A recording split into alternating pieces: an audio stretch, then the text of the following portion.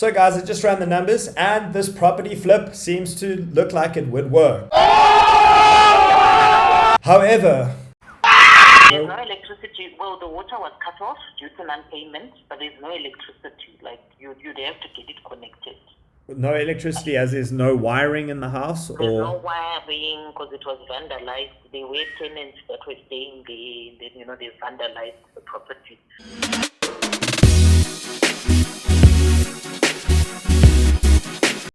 What's up guys, it's Jason McLachlan and welcome back to my channel where we talk about all things money, marketing and real estate. In today's video, I'm going to be teaching you guys how to do a profitable house flip here in South Africa. In this video, I'll be covering steps with an example of a deal I recently just found, which I believe to be quite profitable. Stay tuned to the end of the video to find out if this deal was actually profitable.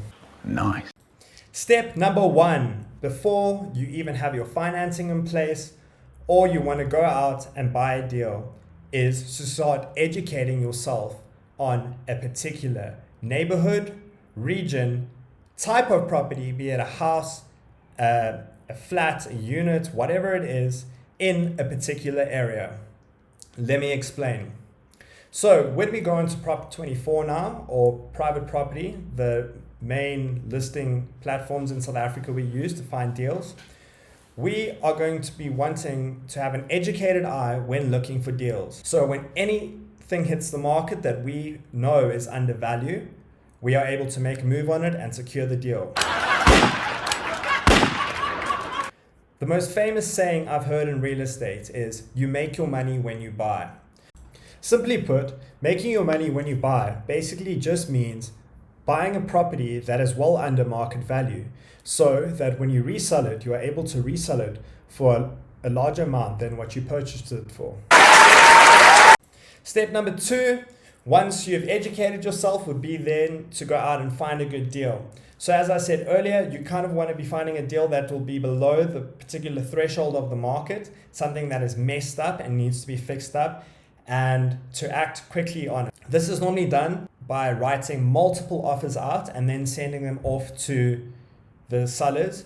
It's not normally just a one-hit wonder. You have to be diligent and hardworking and submitting constant offers to purchase within an area until you land one deal. So let's jump into my computer and do the first two steps that I've just mentioned. So I'm here in my computer and I know for a fact that Vreden is I know the area quite well. It's like a middle-class suburb near where I stay. And I kind of know what houses go for. You're looking, between about, as you can see, a 1.4 to about 1.7, 2 million. It even goes up to there. So basically to get a feel for the market, I would just type in the market here, the area that you're wanting to go for, and then start educating yourself on what a 1-bedroom, a 2-bedroom, a 3-bedroom house, unit, duplex, whatever goes for. For us to flip, we would want to be getting something around the 1 million mark, putting in about 200K and then reselling for about 1.5, 1.8 upwards. So we make about 500,000-600,000 Rand. So we'd head over on here to our filters. We would go the max price. Let's put it in at 1,250 for a house property and let's hit search. Boom. Now, I would be lying if I said I haven't done this before, because I found this deal about 2 days ago. Wait a minute! Who are you? Here we have a house, 3-bedroom for 1,150. That's quite cheap. Let's go and look at it. So, straight off the bat, we can see this is quite a damaged house. Look at that. This thing would need to be gutted. Scroll down, look at the location. So this would be something to keep in mind here. This house is near Greenbelt, which isn't always the best in South Africa because there's a lot of crime and stuff. There might be a lot of hobos, people staying around there, and it's also near the N1.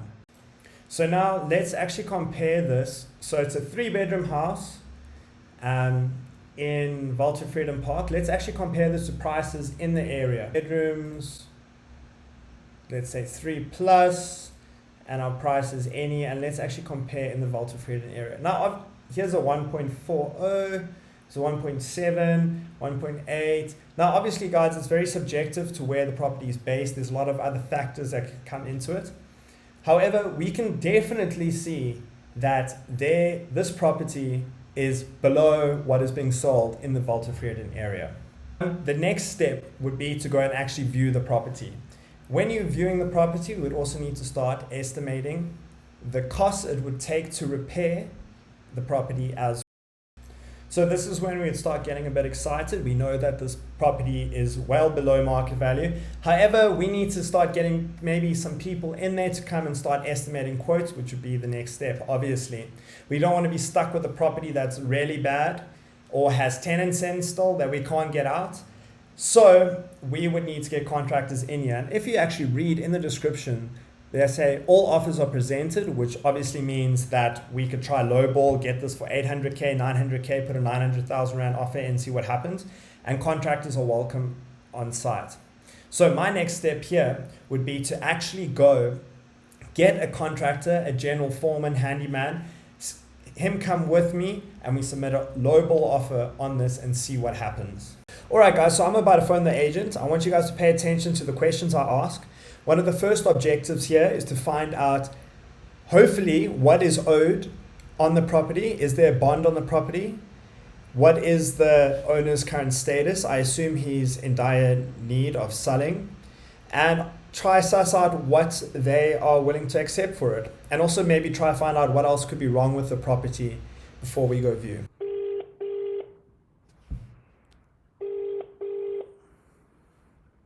Hello. Hi, how are you? It's Jason McLachlan.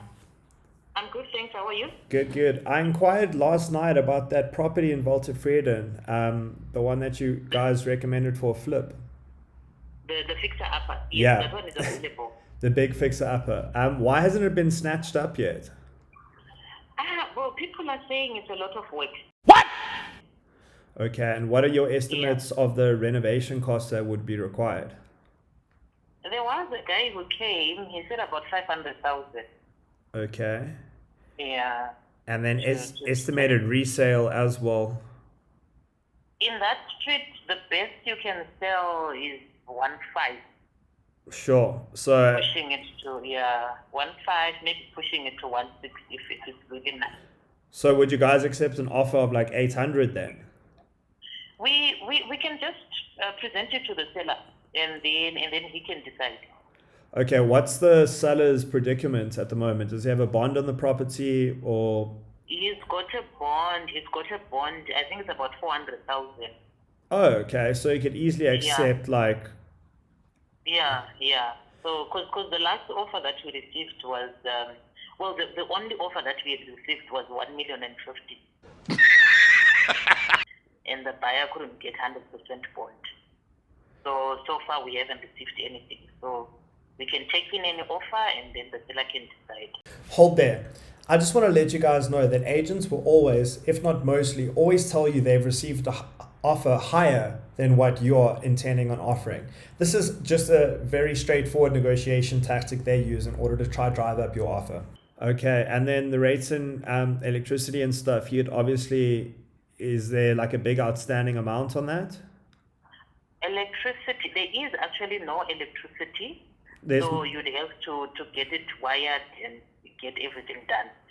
But for you, as the buyer, you start at zero. You won't carry forward with the arrears.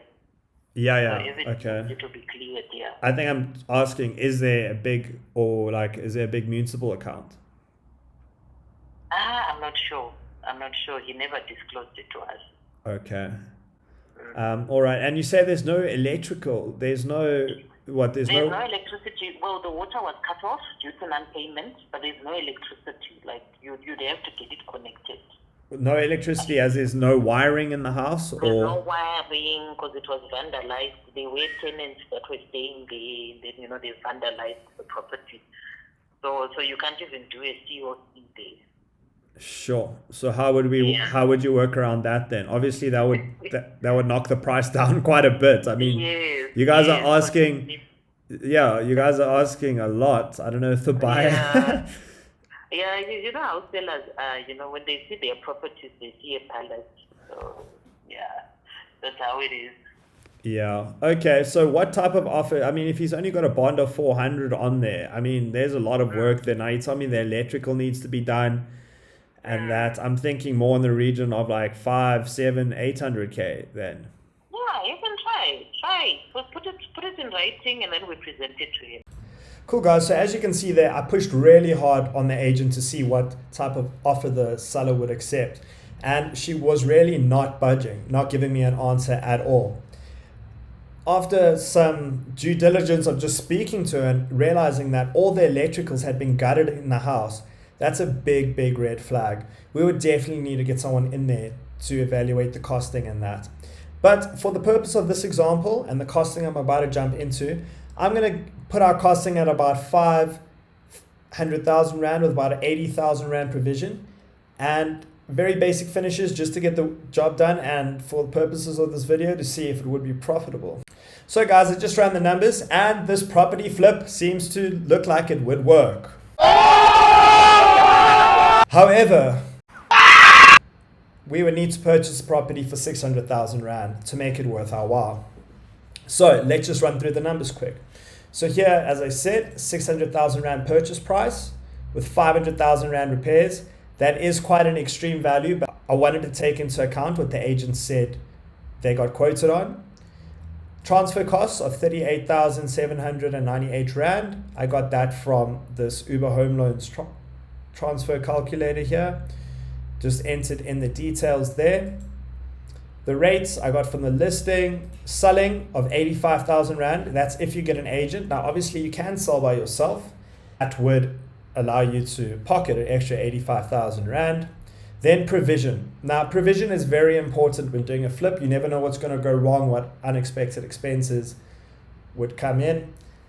And then time and cost. This is the most important and most overlooked. So I estimated this whole process from repair to sale would take about 6 months, 3 months for repair and 3 months for the sale. That equated to a bond amount of 5,322 per month that I times through by 6 to give me 31,932 Rand.